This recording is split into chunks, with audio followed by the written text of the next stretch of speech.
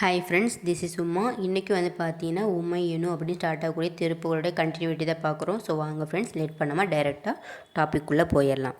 இன்றைக்கி நம்ம கண்டினியூட்டியாக பார்க்க போகிற லைன் என்ன அப்படின்னா, கலவியின் நிலப்பல மற்ற சுகமாகினுமா அனுபவம் இது சற்றும் விடவோ இயலாதியலாதே. என்னங்க சொல்கிறீங்க, ஒன்றுமே புரிய மாட்டேங்குது, வரி எவ்வளோ பெருசு இருக்குது அப்படின்னு நினைக்கிறீங்களா? இந்த ஒரு வரி வந்து பார்த்திங்கன்னா வாழ்க்கையில் நம்ம வாழ்க்கையே இது தெரிஞ்சுக்கக்கூடியது. அனுபவமே இல்லை, வாழ்க்கைனா என்னன்னே தெரியலை, வாழ்க்கை எப்படி வாழணுன்னே தெரியலை அப்படின்னு நினைக்கிற குழப்பத்தில் இருக்க எல்லாருக்குமே இந்த ஒரு வரியில் வாழ்க்கைனா என்ன, எதையெல்லாம் நம்ம கடைப்பிடிக்கணும், எதையெல்லாம் நம்ம கடைப்பிடிக்கக்கூடாது அப்படிங்கிறது தெரியும். மொத்த வாழ்க்கைக்கு உண்டான அதிகாரம், அதாவது வாழ்க்கைக்கு உண்டான அனைத்து தத்துவங்களும் இந்த ஒரு வரியில் இருக்குது அப்படிங்கிறது என்னுடைய தனிப்பட்ட கருத்து.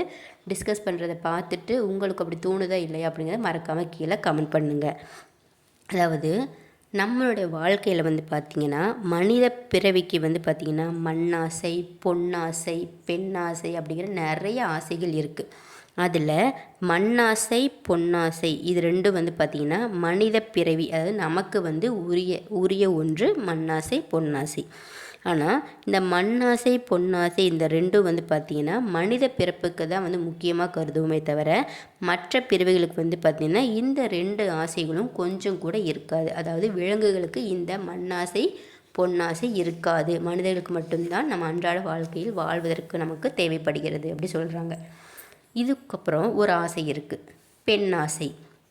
அதாவது பெண்ணாசை இருந்துச்சு அப்படின்னாலே அது வந்து வாழ்க்கையை வந்து சீரழித்து விடும். சரிங்களா? மனைவின் மீது கொண்ட அன்பு வேற, காதலின் மீது கொண்ட அன்பு வேற, பெண் ஆசை அப்படிங்கிறது வேற. அது உங்களுக்கு மீனிங் புரியும். ஸோ நான் டீட்டெயிலாக சொல்ல விரும்பலை.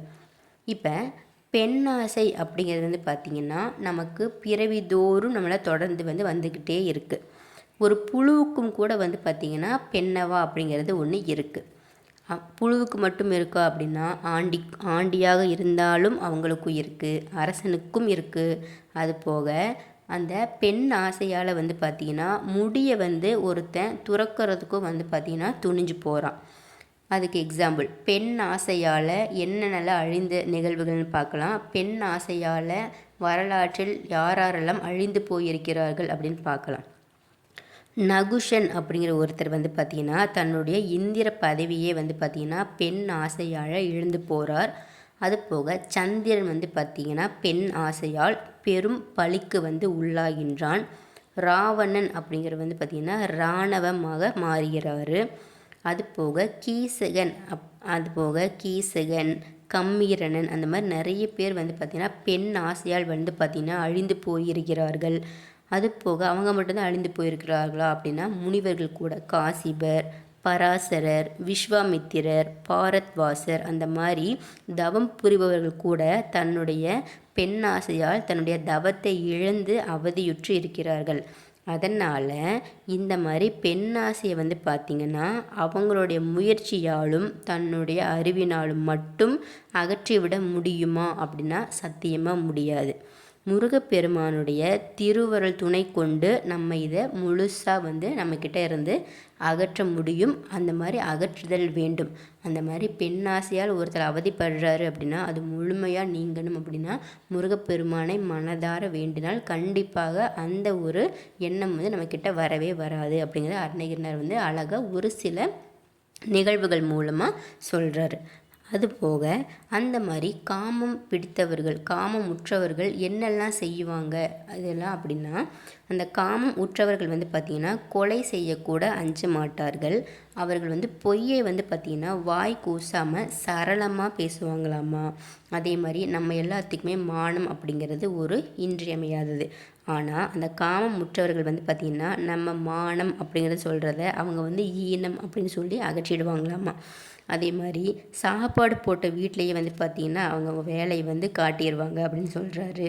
அது போக பழி பாவங்களெல்லாம் வந்து பார்த்திங்கன்னா அவங்க பெருசாக எடுத்துக்காமல் என்ன வேணால் செய்ய தயங்குவாங்களா அப்படின்னு கேட்டாங்கன்னா கண்டிப்பாக தயங்க மாட்டாங்க. அவங்க இன்னும் என்ன வேணால் செய்வாங்க. அவங்க என்ன தான் செய்ய மாட்டாங்க, அவங்க நினச்சாலே பயமாக இருக்கும் அப்படின்னு சொல்லி அருணகிரினார் சொல்கிறாங்க. அதை எப்படி தடுக்கணும் அப்படின்னா, அதனால் நம்ம என்ன பண்ணணும் அப்படின்னா முருகப்பெருமான மனசார நினச்சி அருணகிரிநாதர் என்ன சொல்கிறாங்கன்னா, இந்த மாதிரி பெண்களால் வரக்கூடிய இன்பம் வந்து பார்த்திங்கன்னா ஒரு சிறு அணு மாதிரி ஒரு கணத்தில் வந்து மறைஞ்சு போயிடும். ஆனால் அது மாதிரி நம்ம பிறவிதோறும் வந்து பார்த்திங்கன்னா பெண்கள் வந்து நம்மளை தொடர்ந்து வந்துக்கிட்டே இருக்காங்க. அந்த மாதிரி பிறவிதோறும் தொடர்ந்து வந்த அனுபவத்தினால இதில் வந்து விடுறது வந்து கடினமாக இருக்குது அப்படின்னு சொல்கிறாங்க. இது வந்து பிறவிப்பினி முழுதும் வந்து தொடர்கின்றது. அதனால் 1008 அண்டங்கள் அது மாதிரி 108 யுகங்களாக வந்து பார்த்திங்கன்னா அரசு புரிந்த வஜ்ர யாக்கை, அதுக்கப்புறமா இந்திர ஞாலத்தேரு இந்த மாதிரிலாம் வச்சுருக்கக்கூடிய சூரபத்மனை வந்து முருகப்பெருமானை நீங்கள் தானே அழிச்சிங்க, அந்த மாதிரி இந்த மாதிரி நெடுங்காலமாக எங்களை அதிகாரம் செலுத்தி கொண்டு வரக்கூடிய எங்களை வந்து அடிமையாக வைக்கக்கூடிய இந்த மாதிரி மாத ராசியை மாற்றி எங்களுக்கு மாசற்ற மனசை வந்து நீங்கள் தான் கொடுக்கணும். எப்படி வந்து பெரிய பெரிய போர்கள் புரிந்து சூரபத்மனை வந்து இருக்கிற எல்லாத்தையுமே அழிச்சிங்களோ, அந்த மாதிரி இந்த மாதிரி ஆசை இருக்கிற எங்களை நீங்கள் தான் வந்து மாற்றி மாசற்ற ஒரு மனசு எங்களுக்கு கொடுக்கணும் அப்படின்னு சொல்லி கேட்குறாரு. அதை வந்து ஒரு சில வரிகள் மூலமாக சொல்கிறாரு. எப்படி அப்படின்னா, மங்கையர்கள் காதல் தூரத்தேக அப்படின்னு சொல்லி ஒரு சில வரியில் சொல்கிறாரு.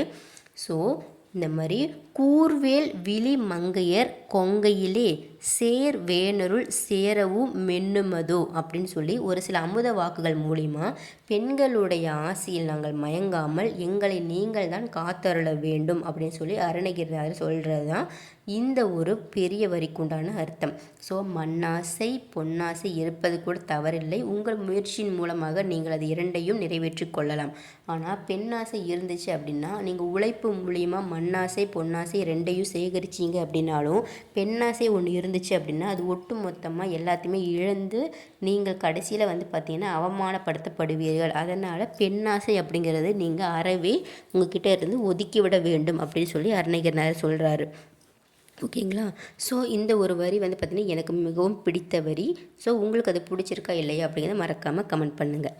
அடுத்தது தமனிய குல சக்கரகிரி அப்படிங்கிற ஒரு வரி வரும். அதுக்கு என்ன அர்த்தம் அப்படின்னா, சூரபத்மன் வந்து பார்த்திங்கன்னா போருக்கு அதாவது நிறைய பேர் போருக்கு வருவாங்க. ஆனால் சூரபத்மன் வந்து போருக்கு வந்த அவரோட திறத்தை வந்து பார்த்திங்கன்னா வியந்து போய் அருணகிரிநாதர் சொல்கிறாரு. என்ன அப்படின்னா, தமனிய குல சக்கரகிரி அப்படின்னு சொன்ன பார்த்தீங்கன்னா, இதில் தமனியம் அப்படின்னா பொன் அப்படின்னு அர்த்தம். பொண்ணுன்னு நம்ம எல்லாருக்குமே தெரியும். அந்த மாதிரி அந்த தளராமல் பொண்ணோட மேருகிரி மாதிரி வந்து பார்த்திங்கன்னா நிமிர்ந்து அவர் வந்து அமர் செய்ய வந்தான், அதாவது போர் புரிய வந்தான் அப்படின்னு சொல்கிறாரு.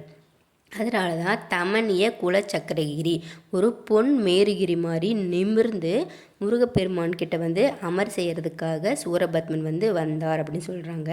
அப்படி அவர் வரும்போது கடலோ அப்படின்னு சொல்கிறாரு. கடலோ அப்படின்னா கடல் போல் வந்து பார்த்திங்கன்னா அவர் ஒரு பெரும் சேனையுடன் சூரபத்மன் முருகப்பெருமானுடன் போர் செய்வதற்காக வருகிறார். அதனால தான் கடலோ அப்படின்னு சொல்கிறாங்க.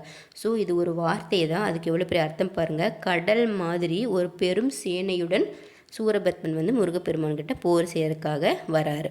ஸோ இன்றைக்கி அந்த கடலோ அப்படிங்கிற இந்த ஒரு வார்த்தையோட இந்த திருப்புகளை வந்து நான் ஸ்டாப் பண்ணுறேன். நாளைக்கோட கண்டினியூட்டியை பார்க்கலாம் ஃப்ரெண்ட்ஸ். ஸோ வீடியோ பிடிச்சிருந்துச்சுன்னா மறக்காமல் சப்ஸ்கிரைப் பண்ணுங்கள். உங்களுக்கு எந்த வரிகள் மிகவும் பிடித்திருக்கின்றது அப்படிங்கிறத கமெண்ட் பண்ணுங்கள். வீடியோஸ் வந்து ஷேர்ஸ் பண்ணுங்கள், லைக் பண்ணுங்கள். ப்ளேலிஸ்ட்டில் இருக்கக்கூடிய எல்லா ஷார்ட்ஸ் அண்ட் வீடியோஸை கேதர் பண்ணி முருகப்பெருமானோட இன்ஃபர்மேஷனை நீங்களும் கற்றுக்கிட்டு நிறைய பேருக்கு ஷேர் பண்ணுங்கள். நிறைய நூல்கள் படிக்கணும், நிறைய விஷயங்களை தெரிஞ்சுக்கணும். அப்போ தான் நம்ம நாலேஜ் வந்து இம்ப்ரூவ்மெண்ட் ஆகும். அதுக்கு நீங்கள் திருப்புகள் படிச்சிங்கன்னா வாழ்க்கை தத்துவங்கள், வாழ்க்கை பாடங்கள் எல்லாமே திருப்புகள் மூலிமா நம்ம தெரிஞ்சுக்கலாம். ஓகே ஃப்ரெண்ட்ஸ், அதனால தான் நான் எனக்கு தெரிஞ்ச வரைக்கும், எனக்கு புரிந்த வரைக்கும், உங்களுக்கு முடிந்த வரைக்கும் திருப்புகளுடைய அர்த்தங்களை வந்து நான் உங்களுக்கு சொல்லிகிட்ருக்கேன். ஸோ எல்லாத்துக்கும் மறக்காமல் ஷேர் பண்ணுங்கள். நிறைய திருப்புகள் இது வரைக்கும் போட்டிருக்கேன், அதெல்லாம் நீங்கள் ஒவ்வொன்றும் பாருங்கள். ஒவ்வொன்றுலேயும் ஒவ்வொரு விதமான அனுபவம் கண்டிப்பாக உங்களுக்கு கிடைக்கும். ஓகே ஃப்ரெண்ட்ஸ், நாளைக்கு இதோட கண்டினியூட்டி பார்க்கலாம். Bye bye. Thank you all my subscribers and viewers.